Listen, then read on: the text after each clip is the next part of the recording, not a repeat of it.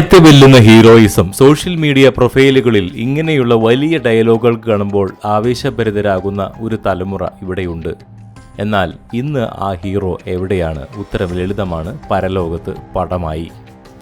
കഴിഞ്ഞ ദിവസം കരുനാഗപ്പള്ളിയിൽ നടുറോഡിൽ വെട്ടേറ്റു മരിച്ച ആലുവ അതുൽ എന്ന യുവാവിൻ്റെ സോഷ്യൽ മീഡിയ പ്രൊഫൈലുകൾ ഇന്ന് ചർച്ചയാകുകയാണ്.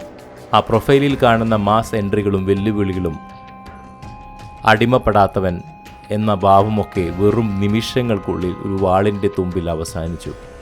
ഇത് സിനിമയല്ല, ഇവിടെ രണ്ടാമതൊരു ലൈഫില്ല, ഇത് റിയാലിറ്റിയാണ്. അതുലിൻ്റെ പ്രൊഫൈലിൽ ഒരു പെൺകുട്ടിക്കൊപ്പമുള്ള ചിത്രമുണ്ട്, ഒരു കുഞ്ഞുണ്ട്. ആ ചിത്രങ്ങളിൽ കാണുന്ന ചിരിയും സന്തോഷവും കാണുമ്പോൾ നമുക്ക് ചോദിക്കാനുള്ളത് ഒന്നേയുള്ളൂ: നാളെ താൻ കൊല്ലപ്പെടുമെന്നോ ജയിലിലാകുമെന്നോ ഉറപ്പുള്ള ഒരു കൊട്ടേഷൻ ജീവിതത്തിലേക്ക് എന്തിനാണ് പാവം പെൺകുട്ടികളെ വലിച്ചിഴയ്ക്കുന്നത്? ആ കുഞ്ഞിനെ അനാഥനാക്കുവാൻ വേണ്ടിയായിരുന്നു ആ ഹീറോയിസം. നാട്ടിൽ മാന്യമായി പണിയെടുത്ത് ജീവിക്കുന്ന, സ്വന്തം കുടുംബം നോക്കുന്ന എത്രയോ നല്ല ചെറുപ്പക്കാർ കല്യാണം കഴിക്കാൻ പെണ്ണ് കിട്ടാതെ നടക്കുന്നു.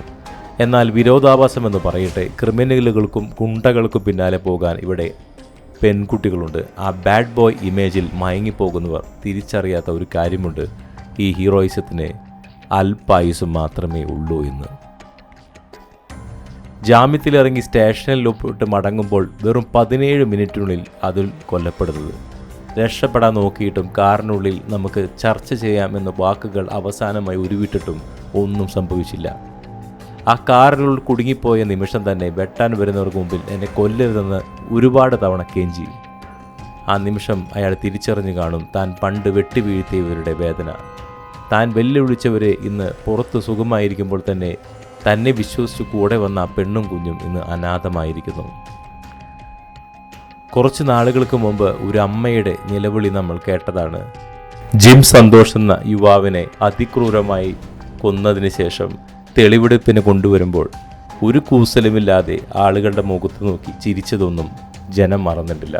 നാളെ ആ പ്രൊഫൈലിൽ കാണുന്ന കുട്ടി വളർന്നു വരുമ്പോൾ തൻ്റെ അച്ഛൻ ഒരു കൊലക്കേസ് പ്രതിയായിരുന്നുവെന്ന് പറഞ്ഞ് ഒടുവിൽ ഒരു ഗുണ്ടാ പട്ടികയിൽ നിന്ന് വെട്ടി നുറുക്കപ്പെട്ടവനാണ് മരിച്ചതെന്ന് തിരിച്ചറിയുന്ന ആ മകൻ അനുഭവിക്കുന്ന ഒരു ട്രോമയുണ്ട്. അത് ആർക്ക് പറഞ്ഞു മനസ്സിലാക്കാൻ പറ്റും? ഈ ആവേശം കാണിക്കുന്ന ഗുണ്ടാ സംഘങ്ങൾ സ്വന്തം മക്കളെക്കുറിച്ച് ഒരു നിമിഷം ചിന്തിച്ചിരുന്നെങ്കിൽ ഇങ്ങനെയൊന്നും സംഭവിക്കുകയില്ല എന്നെനിക്ക് തോന്നുന്നു. വാളെടുത്തവൻ വാളാൽ എന്നുള്ള ഒരു പഴമൊഴിയുണ്ട്. കാലം കരുതി വെച്ച നീതിയാണിത്. നിയമത്തിന് മുന്നിൽ നിന്ന് രക്ഷപ്പെട്ടാലും നിങ്ങൾ തുടങ്ങിവെച്ച പകയുടെ ചങ്ങല നിങ്ങളെ തേടി വരിക തന്നെ ചെയ്യും. സിനിമയിലെ ഗുണ്ടകൾക്ക് പിന്നിൽ കൈയടിക്കാൻ ആളുണ്ടാകും, പക്ഷേ റിയൽ ലൈഫിലെ ഗുണ്ടകൾ തെരുവിൽ വെട്ടേറ്റ് കിടക്കുമ്പോൾ ആരും ഉണ്ടാകില്ല. ഇനിയുള്ള ഗുണ്ടാ സംഘങ്ങളെല്ലാം ഇത് മനസ്സിലാക്കണം. നിങ്ങൾ കാണിക്കുന്ന ഈ മാസ് ഡയലോഗുകൾക്കും വെല്ലുവിളികൾക്കും ആയുസ് വെറും സെക്കൻഡുകൾ മാത്രമാണ്. നിങ്ങളുടെ ശവസംസ്കാരം കഴിഞ്ഞ് കുറച്ച് ദിവസം കഴിയുമ്പോൾ നിങ്ങളുടെ കൂടെ നടന്നവരൊക്കെ അടുത്ത നേതാവിനെ കണ്ടെത്തും. എന്നാൽ നഷ്ടം നിങ്ങളുടെ കുടുംബത്തിനും മാത്രമാണ്. അതുലിൻ്റെ മരണം ഒരു ഓർമ്മപ്പെടുത്തലാണ്. അലുവ വെട്ടുന്നത് പോലെ വെട്ടിനുറുക്കപ്പെട്ട ഒരു മനുഷ്യൻ ഇല്ലാതാകുമ്പോൾ അവിടെ അവസാനിക്കുന്നത് ഒരു ഗുണ്ട മാത്രമല്ല, ഒരു കുഞ്ഞിൻ്റെ തണലും ഒരു പെണ്ണിൻ്റെ പ്രതീക്ഷയുമാണ്. ഹീറോയിസം സിനിമയിൽ മതി, ജീവിതത്തിൽ വേണ്ടേ വേണ്ട. മാന്യതയും അധ്വാനവുമാണ് വേണ്ടത്. നമുക്ക് വേണ്ടത് മക്കളെ അനാഥരാക്കുന്ന ഗുണ്ടകളെയല്ല, മറിച്ച് അവർക്ക് തണലാകുന്ന അച്ഛന്മാരെയാണ്. വാളെടുക്കുന്നതിന് മുമ്പ് സ്വന്തം കുഞ്ഞിൻ്റെ മുഖം ഒന്ന് നോർക്കുക. കാരണം റിയാലിറ്റിയിൽ ഗെയിം ഓവറായാൽ പിന്നെ തിരിച്ചു വരവില്ല.